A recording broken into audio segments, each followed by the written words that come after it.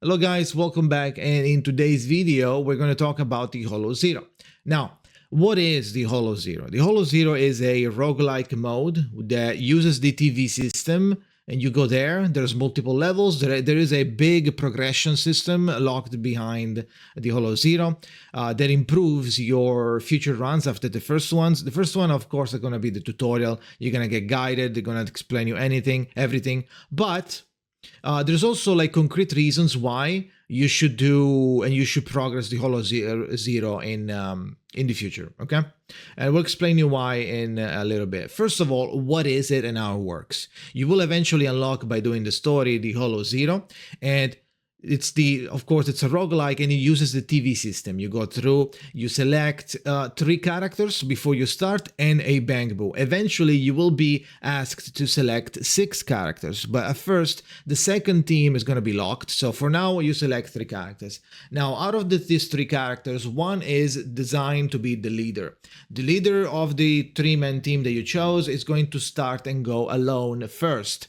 You're going to explore with just one character, and eventually by moving inside the maps, you will encounter a phone icon that is going to help you recruit the remaining members. Okay, so eventually you will complete your team pretty fast actually, and you are now your full team. At this point you will eventually also encounter multiple types of different TVs that are exclusive only for the Holo Zero.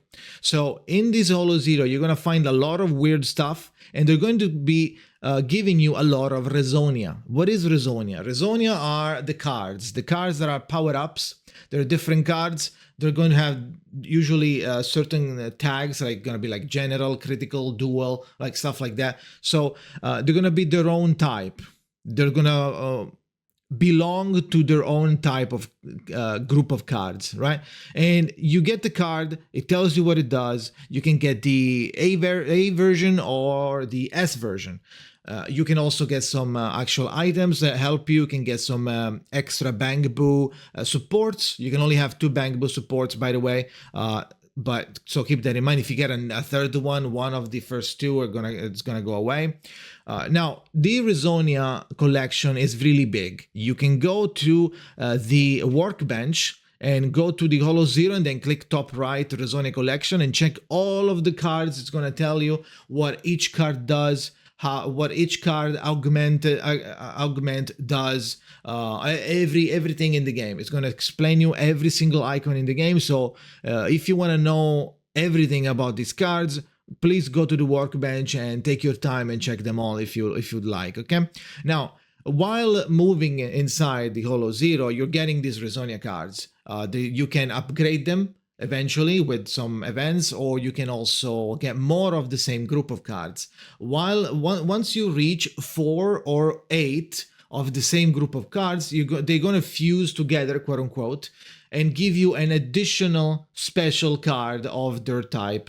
So if you are getting like the critical cards and you get 4 of those, you're going to get a special. They're going to fuse together and produce a special super critical card. You don't lose the first cards. They just do an animation that they fuse together, it looks like, and they make a new one, but you still keep every card. You just get a new one, right? So at 4 and an 8 you get one additional. This applies for almost every Resonia, and it's basically the core concept of building your character. So whenever you get like a choice of stuff, you read what it does, and in your mind you just start building like what do you want to do, like depending on what you get. Of course it's RNG, so you might get fucked sometimes, or sometimes you do the god run. So it is what it is. Now when you move inside the Holo Zero, by moving like through the TVs, you are going to get a lot of corruption. What is the corruption? It's a debuff counter that is going to fill up from 0 to 100. It's located, you can check it all time. It's located at the bottom of the screen, above, at the center, above your party. So you can see it like 0, 10, 20, until 100. When it gets to 100, you're going to get one corruption which is technically permanent. Now the counter is going to go back to 0 and starts counting again. You can have a maximum of 5, I believe, if not more. I think it might be 5, maximum of 5 corruption debuffs. They're not necessarily super insane, but there are some that are really annoying, like for example losing damage over time just by existing, or like the stun doesn't do anything anymore, like the stun doesn't last for very long anymore. Now, even though those are technically permanent, there are some TVs that you can find if you're lucky enough, or if it's scripted. It might be scripted in the tutorial zones, where you can go there and cure one or more of your corruption, or reduce the corruption. Now, why is the corruption a thing? Because otherwise it would be too strong for you. You would just go around, get everything, get all the rewards, and for free, and you're going to start one-shotting everything. It's not even like a challenge anymore. So to keep a little bit of the challenge, they introduced this corruption mode. Now, the corruption doesn't only increase when you move around. Also, some events that you're going to find in the Holo Zero are going to give you some choices, right? You're going to be like, oh, do you want to help this person? If you help this person, you're going to get 50 plus 50 corruption build up, but also you get 2 Resonia cards, right? So at that point you have to choose what you want to do. You also have shops. You have choices when you like, oh, do you want to lose some corruption? Do you want to heal your characters? Do you want some money, right? These things you can decide what to do. And then there's the shop. You go to the shop and now you can buy some Resonia. You can level up some cards, you can get some Resonia, and do whatever, right? Maybe some items that you want to use. So this is basically it on one run. It's going to be very, very simple at first. Now, the Holo Zero is made by multiple zones, right? And the multiple zones are going to have multiple difficulties.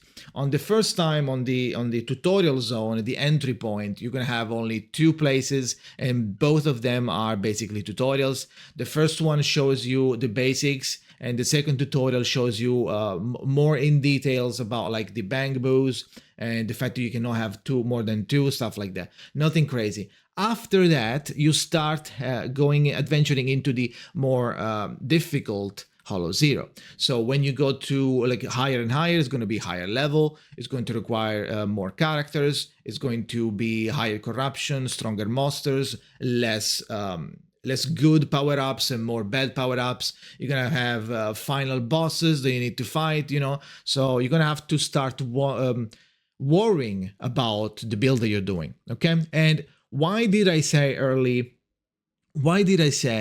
that it's important for you to do the Holo Zero as soon as possible, at least once every biome, right? It's every map, right? It's going to have like 5 or 6 maps. Try to do them immediately the moment you unlock them. Why did I say that? Because you know how in the VR system, you go to the VR zone and there is all of these places where you can farm your materials for your characters. Now, every character in the game has a core ability. To level up your core ability, you need a little item, right? And this item is dropped by certain monsters. Now, you won't have the monsters unlocked if you didn't encounter them, because you don't know where they are, right? So you don't know how to fight them or where to fight them if you've never seen them before. You know where you unlock these monsters? In the Holo Zero. In new biomes, you will start unlocking new biomes with new type of monsters that you need to fight in order to unlock. So that way, when you go and farm materials for the core, but also for other things, it's going to be, this monster you don't have unlocked yet. If you click on it, it's going to tell you where it goes. This monster, you will encounter him in the Holo Zero in this map. So you go to the Holo Zero, in that map, you do it, you encounter the monster, you kill it. Now it's unlocked because you saw it before, and now that encounter, that farm is going to be unlocked now on your VR device. So I feel like it's really important, both for progression in the Holo Zero, both for the ability for you to farm all the materials that you want, right? So I feel like that's why it's really important. On top of that, a cherry on top, you're gonna get a lot of good things such as materials and polychromes. You're gonna augment your level, right? Now, once you finish a run, you're gonna get polychromes for finishing the first time, which is 80 XP for your level. And by the way, as you saw on the other video of the pool, you have 60 levels to increase, and every 2, 3, and 5 levels it gives you more polychromes and more materials everywhere. Now, why is it important? Once you finish a run, it's going to give you special materials that look like fruit juice. I don't know. It looks like juice to me.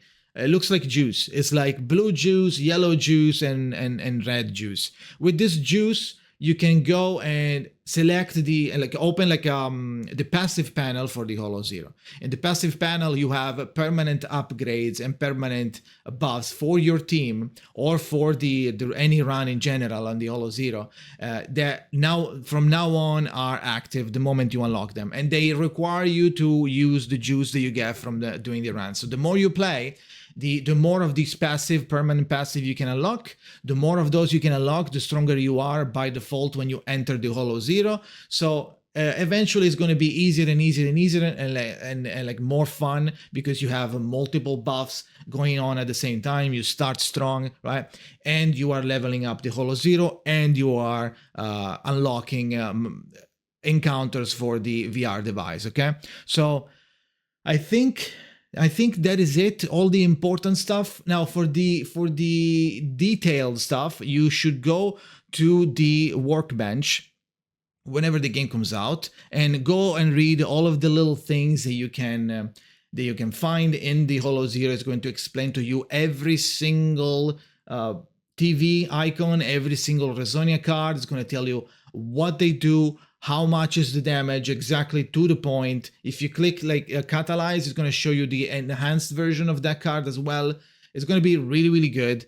And you also, it's going to also explain to you like the corrupted cards. What do they do? The corrupted cards are, for example, cards that are broken. They give you a debuff until you fix them in 3 fights. And then after the corrupted card gets fixed, now you have a good card instead, right? So it's like a broken Curio in the simulated universe in HSR, for example. But yeah, that is it. Let me know if you would like me to say something else about Holo Zero, or if I forgot something like really important about it. Let me know in the comments. That is it. Consider subscribing, liking the channel for more videos about ZZZ. As usual, I will be doing a ZZZ video every day until release and then after release as well. Try to do all the guides possible to help you guys. And then on July 4th, I will be streaming the game when it releases on twitch.tv/Jakazin. Okay, so thank you for watching and see you next time.